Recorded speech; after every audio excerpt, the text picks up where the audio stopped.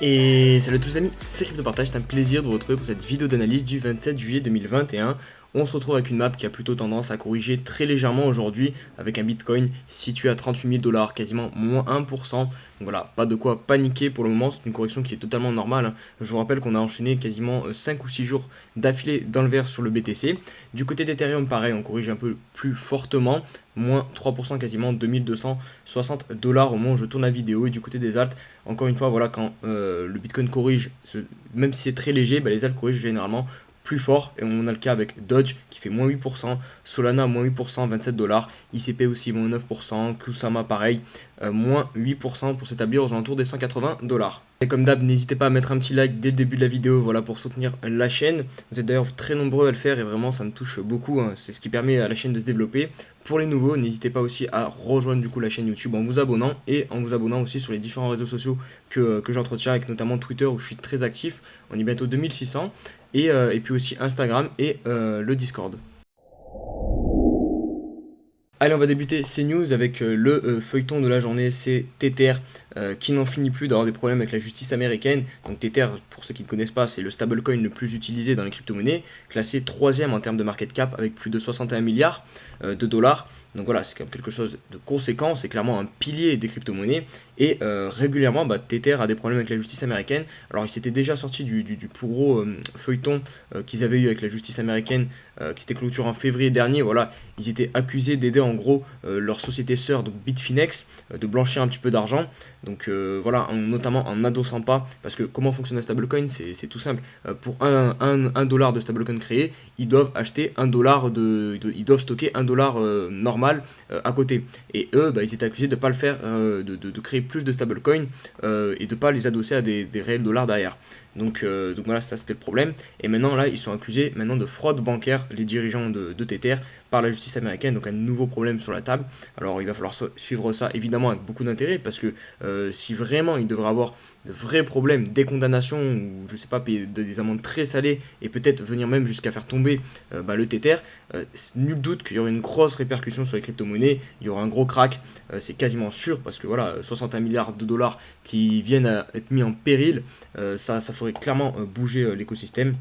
Donc voilà, faites très attention. Je vais pas vous dire voilà qu'il faut vendre tous ces USDT, mais je pense que voilà, se tourner vers d'autres stablecoins, notamment l'USDC de Coinbase, qui lui a l'air beaucoup plus solide, c'est clairement quelque chose à penser. Voilà, vous déplacez un petit peu au fond, vous ne mettez pas tout en USDT. De toute façon, c'est tout le temps pareil, hein. La diversification, il n'y a rien de mieux.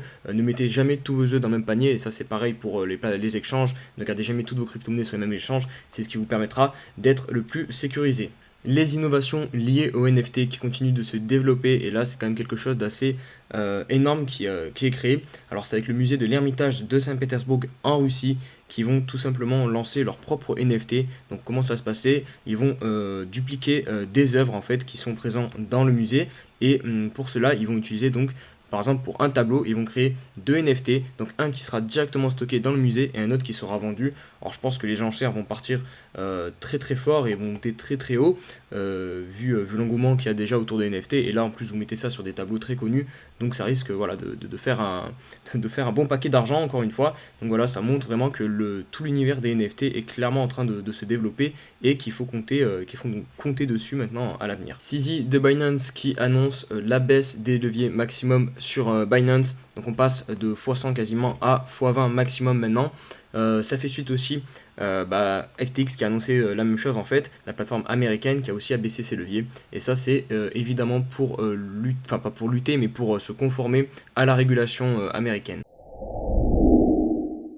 Allez, on se retrouve pour l'analyse du Bitcoin. On va débuter par le 4 heures. Comme vous pouvez le constater, on a donc eu cette petite correction qui devait arriver, hein, qui était totalement prévisible. Suite, voilà, on a tapé sur ce gros plafond des 40 000 $. On n'allait pas quand même tout traverser comme ça en ligne droite directement en direction les 100 000 $. Donc forcément, là, on va buter pendant un bon moment, je pense, sur les 40 000.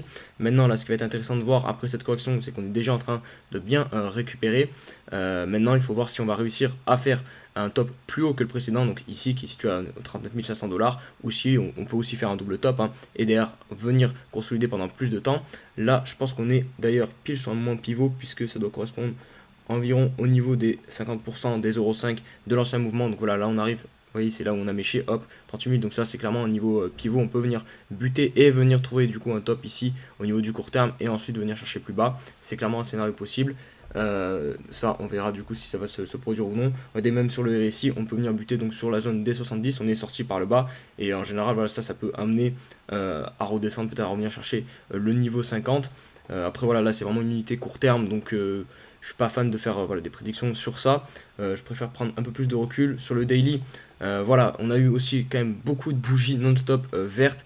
Donc ça aussi, ça me fait penser qu'au niveau du très court terme, on va au moins avoir une petite journée de correction, une petite bougie rouge. Ça serait nécessaire, c'est pour ça que sur le 4 heures aussi, je pense qu'on peut réussir à corriger un petit peu. Mais ça, c'est vraiment pour le très court terme. Si on prend un peu plus de recul et on vise le moyen terme, on peut constater, j'ai oublié de vous en parler hier, qu'on a quand même eu un petit peu de volume. Hein. Pour une fois, depuis un bon petit moment qu'on voit une bougie avec autant de volume. Donc ça, c'est quand même bon signe. Maintenant, à voir si on en a une deuxième avec encore plus de volume. Et là, ça pourrait vraiment confirmer la sortie du range. Oh, la récupération aussi, vous voyez, la moyenne mobile 200 périodes, très importante. Donc on va suivre ça. Le niveau, je dirais qu'il pourrait commencer à nous inquiéter et à nous faire repenser à la zone des 30 000 $, revenir chercher le bas. C'est si on venait à perdre toute cette zone-ci. Donc, vous voyez, où il y a les moyennes mobiles, en plus la moyenne 50, l'AMA 21, et en plus de ça, les anciens tops ici, donc 35 000 $, le mieux du range. Voilà, vous commencez à connaître les niveaux clés maintenant, 30 000, 35 000, 40 000.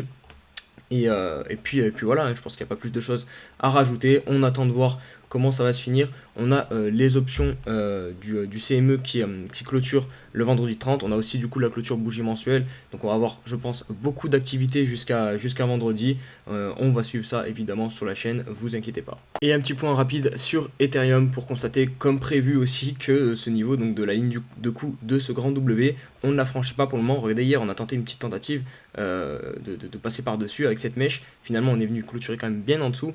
Donc c'est pour ça encore une fois je vous dis qu'il faut tout le temps attendre les clôtures. Là du coup c'était un petit fake out. Hop, on réintègre et là on est collé à la résistance, donc à voir si on va réussir à passer, à la casser ou non, mais pour l'instant on est en stand-by, on reste dessous, on évite d'acheter évidemment, voilà, en tout cas moi c'est ce que je ferais, j'éviterais d'acheter ici sous cette résistance parce qu'on peut clairement se faire repousser, et puis voilà, il n'y a plus qu'à attendre et voir où le marché va vouloir se diriger.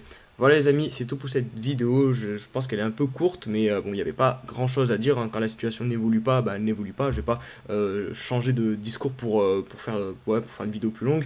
Donc voilà, j'espère que ça vous aura plu quand même. On se dit à demain pour une nouvelle vidéo. Allez, ciao ciao.